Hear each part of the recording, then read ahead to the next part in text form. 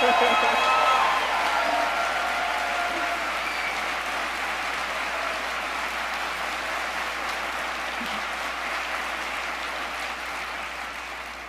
you, thank you. I don't have any data to present today. I'm going to do what the old men in the fishing village I grew up in do, and that was to tell a story.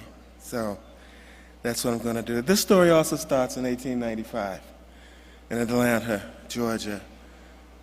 Booker T. Washington gave perhaps the most important speech in Black American history. In it, he accepted segregation on the one hand, but requested financial support for his Tuskegee experiment. The Tuskegee experiment was the most comprehensive economic development program for African Americans in the history of this country. It is so unfortunate that out of the incredible story there, that the one bad thing that happened in that experience is the one thing people remember. The Tuskegee experiment laid the groundwork for public education in America. It saved the agricultural system. This is George Washington Carver as a young man with his research team. It also started the Negro health movement. And if you want to know how to work in communities, look at the Negro health movement. It started the National Medical Association, National Bar Association, National Nurses Association, and the health interventions that it created was inventive and included the community at all levels. However, as you know, health impacts on economic development. And when it was found that about 25% of reproductive age persons in that county was positive for syphilis, it became necessary to start an aggressive medical intervention with the use of mercury and arsenic. Little problem with mercury and arsenic, as some of you might know.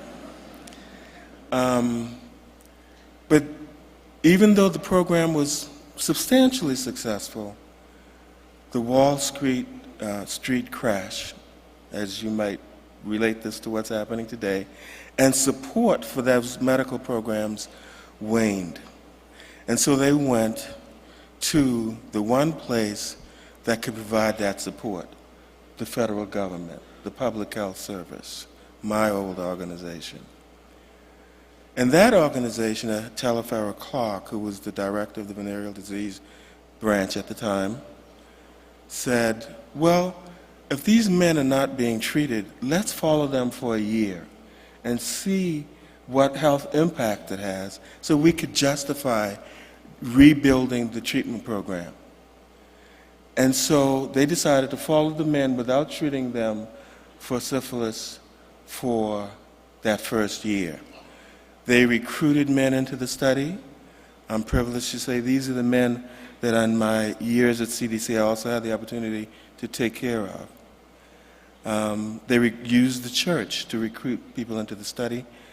And once they had recruited the 600 men in the study, 300 with syphilis, 300 without, Nurse Rivers, or Mrs. Laurie as I knew her, would take physicians from CDC every year.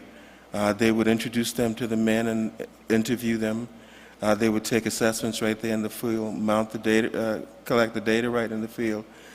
It was a very well-managed program. 600 men, or a little more actually, followed for 40 years with a loss to follow-up of 17%. The reason the Tuskegee study was so unethical, it was in part due to the fact that it was so successful, so well managed.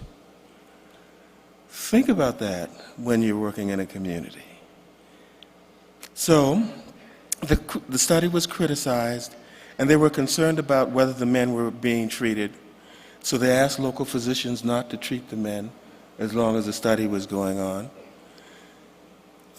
That continued to happen even when World War II started and men were going into the military, they got the men exempted from the military so that they wouldn't be treated for syphilis.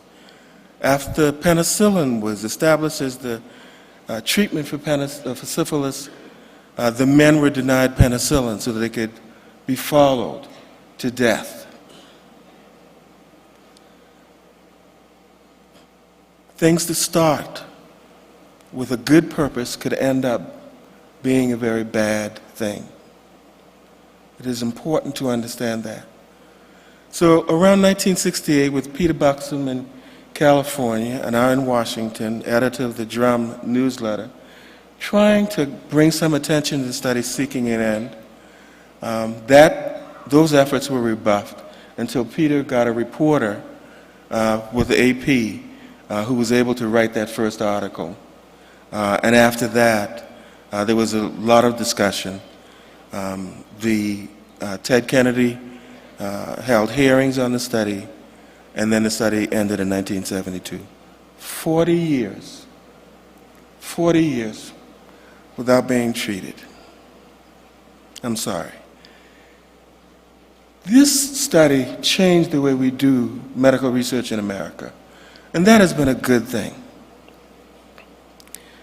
But there's some issues that still remain. Racism remains a major determinant of health and healthcare in America. And one of the things that's troublesome to me is that Americans work very hard to pretend it no longer exists.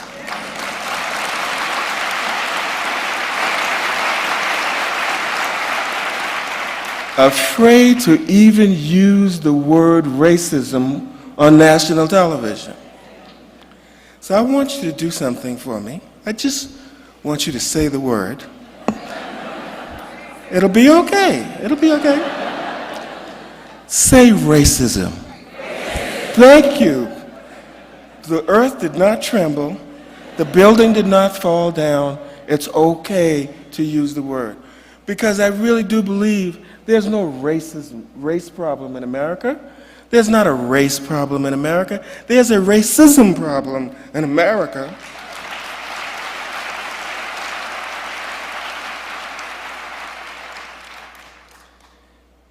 It is the only health condition where we want to study the symptom, race, rather than the ideologic factor, racism.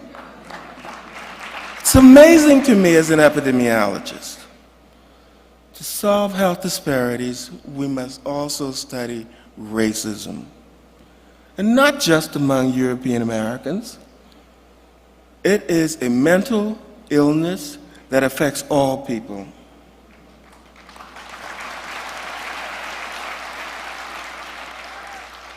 Let me tell you a little thing about what's happening today with regard to community participatory research. I want you to understand that the Tuskegee study was, in fact, a community participatory program, research initiative.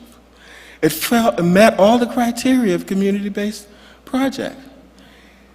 And in addition to that, there's no study which appreciated cultural competence more than that seen in Nurse Rivers and how she got these men to continue to participate in this conference.